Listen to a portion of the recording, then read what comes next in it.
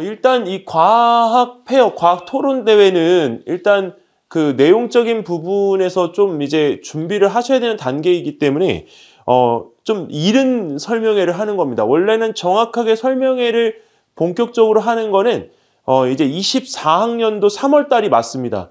주제가 나오기 전에 그 주제에 관련되어진 부분들을 좀 이제 준비하시라고 오늘 이제 설명회를 가볍게 하는 거기 때문에 내용을 잘 듣고 가셔서 올해 24학년도 이제 4월 달이죠.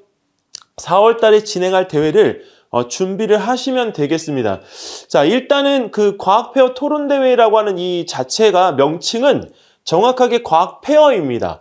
원래는 이제 그 과학토론대회라고 하는 이 부분의 명칭으로 불리었다가 이 과학페어라는 이 부분으로 지금 나타났는데요. 실질적으로 이 사이언스 페어 대회의 명칭은 저희 나라에서 쓰는 명칭 자체가 안 맞습니다. 왜냐면 이 사이언스 페어 자체가 원래는 탐구 위주이기 때문에 토론대회가 아니라 지금 과학 전람회에 쓰여야 되는 명칭입니다. 그런데 이 과학 페어 자체에 대한 부분이 이제 그 대회를 준비하는 과정이기 때문에 부모님들께서 그냥 이거 잘못된 거야 이게 아니라 이렇게 해보는 것도 좋을 것 같아 라는 부분의 표현으로 준비를 시켜주시면 좋을 것 같습니다.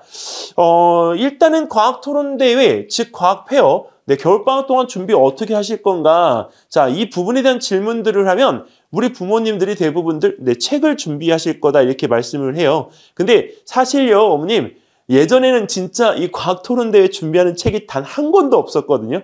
근데 최근에 이 과학토론대회 책이요, 정말 쏟아졌습니다. 근데 쏟아졌는데 중요한 거는 이 과학토론대회를 준비를 잠깐 이제 해본 것도 있고, 그래서 과학 토론 대회에 대한 경향에 맞춰서 출판사에서 출간을 한 책들도 있습니다. 자, 근데 저는 왜 안 하냐고요? 저는 내년 정도에 생각하고 있어요. 왜 그러냐면 과학 토론 대회가 이제 무르익으려면요, 적어도 한 4년 정도의, 자, 이때 과학 토론 대회 준비를 위한 온라인 상품도 출시를 할 계획입니다. 그래서 유튜브 멤버십하고 네이버 스마트 스토어에서 구입이 가능하도록 할 예정입니다. 저희가 정보통신 부분에 대한 것과 그 다음에 이제 원격 학원에 대한 학원 인가가 되어져 있기 때문에 법적인 조치에 대한 부분에 전혀 문제가 없습니다. 자, 일단 그리고 현장에서 그 토론대회 특강에 대한 부분의 수업들을 지금 이제 문의를 하고 계시는데, 제일 이제 그 어머님들께서 많이 찾으시는 시간대가 수요일날 오전 시간대 하고요. 저녁에 있는 줌반, 줌으로 수업하는 반입니다. 현행 학원이 오늘 진행 방식은 이제 어머님들께서 이게 질문해 주신 내용들에 대한 부분들을 답변 드리는 형태로 진행을 하려고 합니다. 자, 일단은 어머님들께서 진짜 가장 많이 질문하는 내용인데요. 선생님, 과학토론대회를 시작하기 전에 지금 가장 먼저 절대 안 그렇습니다. 일단 A라는 중학교 같은 경우에는요, 이 학교, 이 과학페어 대회에 전혀 일절 관여하지 않습니다. 학교 내에서. 그게 무슨 얘기냐면 학교에서 토론 개요서와 발표에 대한 내용의 영상을 받아서요, 서울시 예선으로 바로 올립니다. 그래서 학교에서 그 학생들에게 주어지는 이 대회의 수상 실적이 없습니다. 그리고 또 하나는 이 학교에서요, 팀을 한 팀이든 많게는 이제 그 대회 자체 이름이 토론대회이다 보니까 토론에 대한 부분에 대해서 중점적으로 평가를 받는다 이렇게 우리가 생각을 하시는 경우가 있는데요. 절대 그렇지 않습니다. 이 부분은 개요서 중심의 평가이고요. 개요서라고 하는 거는 주제의 논제에 맞추어서 쓰기 능력입니다. 그래서 개요서 작성에 대한 부분을 A4지 3쪽으로 작성. 자, 그러면 이제 과학토론대회 준비하려면 어떤 책을 추천하세요? 라는 이 내용이 있는데요.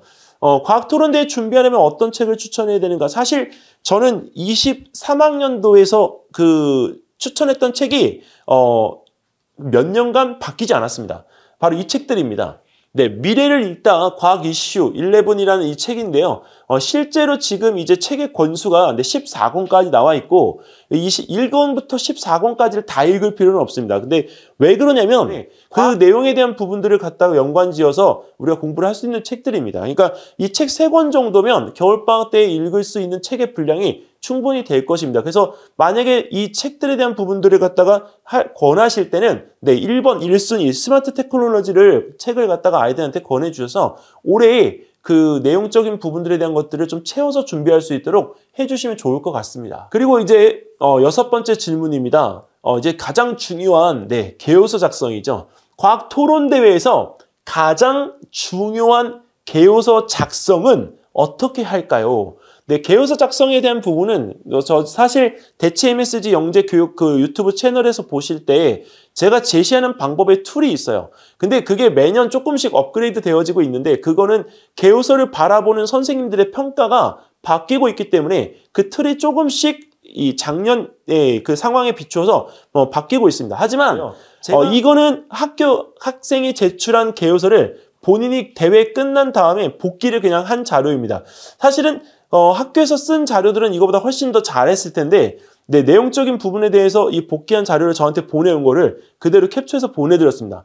본론과 그다음 결론에서 내용적인 부분에 대한 분석을 갖다가 하고 대안점 제시한 다음에 그 대안점에 대한 결론을 하고 기대효과 한 다음에 미래적 가치로 전망에 대한 부분까지를 했죠. 참고 삼아서 보시면 될 것 같습니다.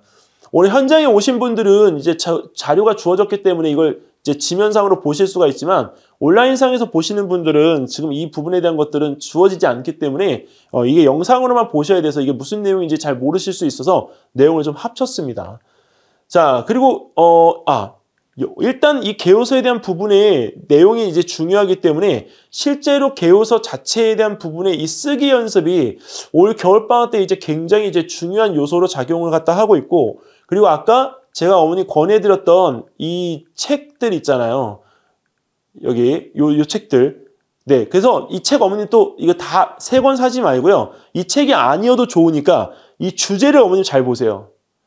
자, 여기까지가 과학 페어에 대한 일단 1차적인 설명이고요. 궁금한 점들은 어머님들께 제가 질문을 받도록 할게요. 그냥 편하게 질문해 주시면서 오늘 내용 뒤에 또 이끌어 가도록 하겠습니다. 네.